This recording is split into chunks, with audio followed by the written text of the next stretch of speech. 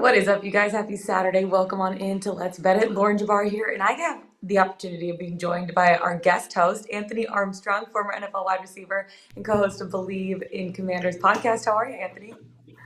I'm doing great. I had a couple of donuts this morning, so I'm Oh, a little riled up on a little sugar rush right now. So I'm feeling good.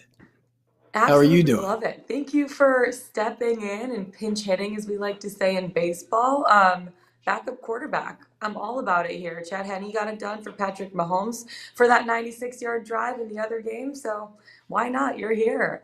Tell me a little bit about yourself. Oh man, well, shoot, I came up the hard way to get to the NFL. I wasn't drafted, but was able to make it up there to the top of the mountain and spent some time in Washington. Had Donovan McNabb as a quarterback, former Super Bowl quarterback for the Eagles. Rex Grossman, Super Bowl quarterback with the Bears, and got to enjoy some time up there. Played underneath that Shanahan tree, so I have a lot of connections in the NFL right now. It's good to see those guys having success. Now living back in Texas, my home state, and getting to do some real estate, talk a little football, and train some people on the side. So I'm finding ways to stay busy. Yeah, living the absolute dream at this point. And obviously, we have a big game coming up tomorrow. I don't know if you've ever heard of it. It's called the Super Bowl. The Eagles taking on the Kansas City Chiefs. So excited about that. The question I've been asking a lot of people this whole week is about the Eagles' pass rush and if it's going to be too much for a team like the Kansas City Chiefs to handle with Patrick Mahomes maybe not being at 100%. Like with the high ankle sprain, it takes what, 4 to 6 weeks to be 100% recovered. Do you feel like his mobility will be limited at all? And do you feel like the Eagles' pass rush might be a little bit too much for him in that situation? Well, that pass rush is definitely dangerous. I mean, you got Hassan Reddick over there, Fletcher Cox, just countless amounts of players that can create pressure with the front four. And when you can do that in the NFL, you're going to have a very good defense, and the Eagles have done that all year. So the pressure is going to be a big thing, but the good thing that the Chiefs do with Patrick Mahomes, they get the ball out of his hands quickly. If he has to drop back and just scan the field, then it will become a problem. But we thought it was going to be an issue with mobility last week against the Bengals, and he did just fine. And in the biggest, most key situation, he used his legs and that bum ankle to go pick up that first down to get him in the field goal range. So where you say the mobility, he won't get the run around as much as he would normally do. Being able to control the play call and getting the ball out of his hands quickly can negate that pass. Be a Absolutely. give and take with that pass. It's definitely his crew. Yeah, I know. I totally agree with you there too. And I just feel like in a situation like Uh-oh. this, like Patrick Did I Mahomes is going to be able freeze? to step up to the challenge. If he needs to get that Toradol shot, he's going to get that Toradol shot. He'll figure it out. He'll get his mobility going because after this, right, you don't have anything else to do until the start of the next season. What about the Chiefs secondary against an offense like the Eagles, who are one of the most complete offenses in the entire NFL this season? Like I'm on right now, Jalen Hurts anytime touchdown. I feel really good about him using his legs. He has 7 rushing touchdowns in his last 6 games. It hit last game, felt pretty good about it. You could still get it at plus money right now. How do you feel about the Chiefs secondary against a team like the Eagles and their passing offense? I think if you go and look at A.J. Brown, Devontae Smith, and then Dallas Goedert, you'd think that the Chiefs secondary, they're coming up against a tough matchup where they're probably, don't have the same talent across the board to match up, especially if you flip sides, you're looking at Darius Slay, James Bradbury. But the big key for me is that you got to take into account Jalen Hurts' mobility, his ability to get out of the pocket, to extend the play, to pass, and to run is really going to affect how that defense and Steve Spagnuolo's defense is going to be able to treat this team. So you have to get somebody else active in the box to take account for Jalen Hurts. If you get to sit back in a two shell, then they're going to run the ball on you all day. Now, if you get a little nosy and you bring somebody into the box, you got one-on-one with A.J. Brown against youth in that Chiefs secondary. So it can be a big point to see if they can limit big pass plays for Philly. They're going to take their shots here and there, but they're going to have to decide what they're going to be able to do to stop that running game, because you can't sit back in a two shell and just let the Philly offense run all day. They're going to put 15, 16 play drives together. And like you said, anytime touchdowns, they are going to put those in. And you got an aggressive Nick Sirianni. They're going to go for it on fourth down. So finding a way to stop the run is going to be able to try to help make Philly play just one dimensional and try to have to pass the ball all day. Yeah, you talk about Nick Sirianni on the other side. Obviously, Andy Reid going up against his former team in the Philadelphia Eagles. What a storyline for that. How do you think he ranks in terms of best NFL coaches of all time? Oh man, Andy Reid's probably top five. If you even want to go a little bit higher, that maybe top three. Just a storied career. His success in Philadelphia, success in Kansas City, the creativity and the play calling. He's a coach that you definitely want to go and play for. And I'm surprised that there aren't more coaches that are from underneath his coaching tree that get touted. You hear a lot from the Shanahan systems that are out there, but Andy Reid has been a great one. And I mean, I would expect Eric Bieniemy to go off and have some success as well. But Andy Reid is a top-notch coach. He's a player's guy. People can relate to him, and he's definitely one of the best. I mean, obviously you got Bill Belichick. With all those rings that he has, he sets the precedent. And he sets that standard. But Andy Reid definitely a top five coach. Yeah. Absolutely. Okay, so I've been giving out my picks all week. Jared's been giving out his picks all week. Zeno, the guests that we have on. When you look at this game, I feel like the props are always fun to bet. What props are you on, and who do you think is actually going to win this game just straight up? What are you on today, or what are you on tomorrow? I'm excited.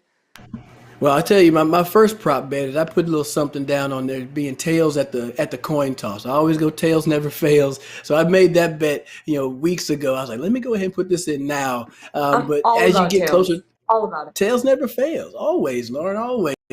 Now, I'll say when the matchup between the two teams, it is so close. I mean, on one side, Philadelphia is probably one of the more complete teams from quarterback all the way to defense. And then you look over there with the Chiefs, they're mostly Travis Kelce and Patrick Mahomes, but they've had success even with losing Tyreek Hill.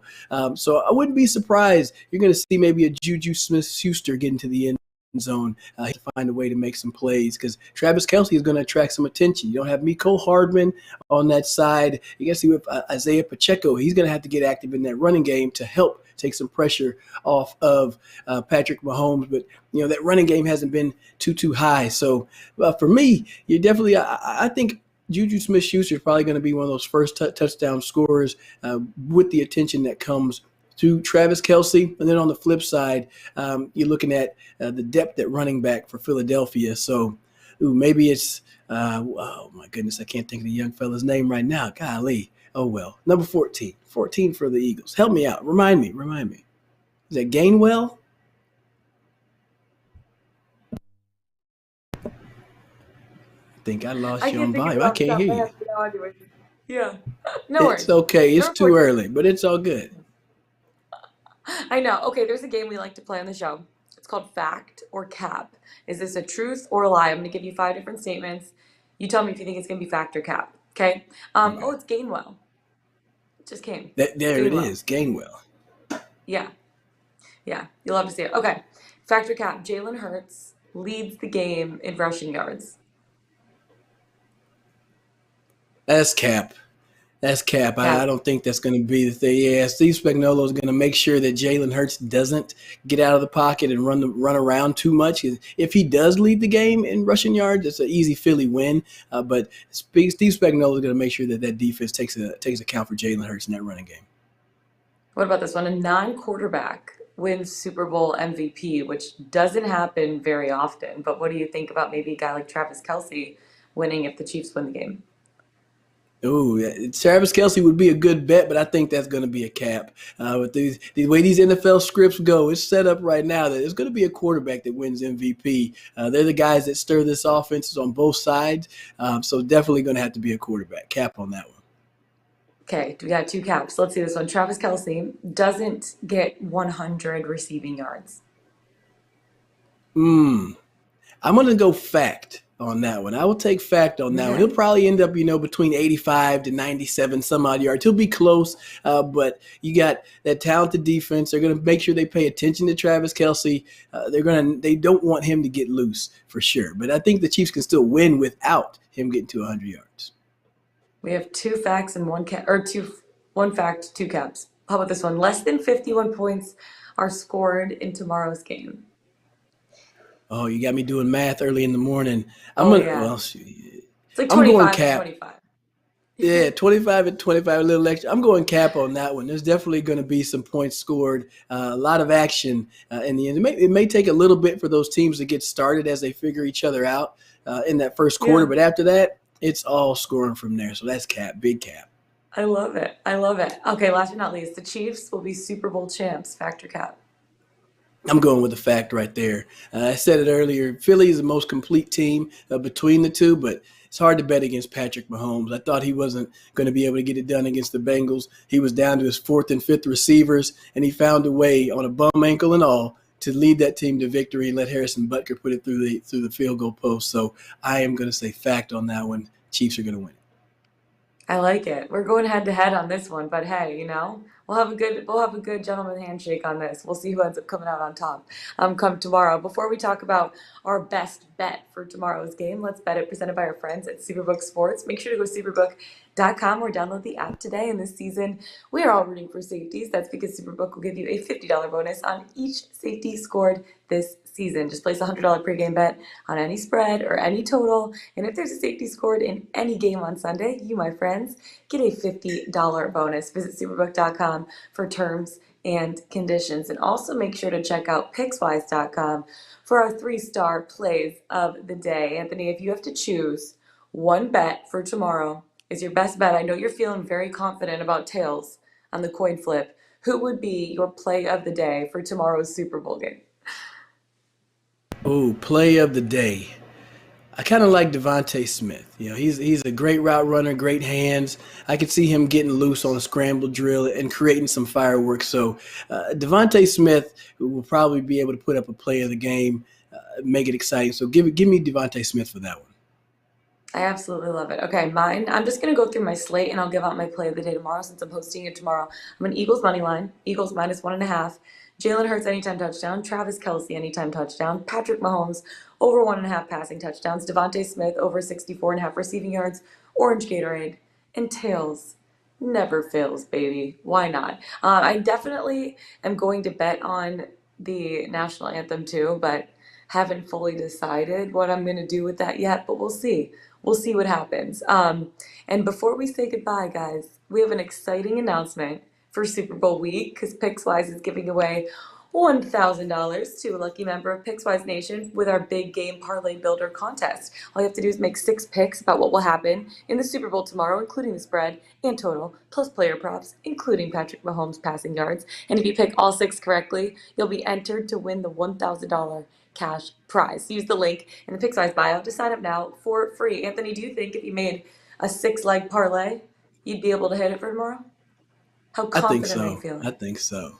I'm feeling real Yeah, good about that. I think I could knock that out. I mean, I may have to make my way over there. absolutely. I'll run that I number. believe you I'll can. run that. I'll run that. Yeah. Hey, you got the power. I'm all about it. Anthony, we so appreciate you coming on, pinch hitting for us today. We appreciate your time and thank you for giving us your best bets. Absolutely. Thank you for the time. I appreciate y'all having me. Make sure to follow him, Mr. Armstrong 13 on Twitter, former NFL wide receiver and co-host and Believe in Commanders podcast. Thank you guys for tuning in. We'll see you guys tomorrow. Until then, let's get it. Let's bet it.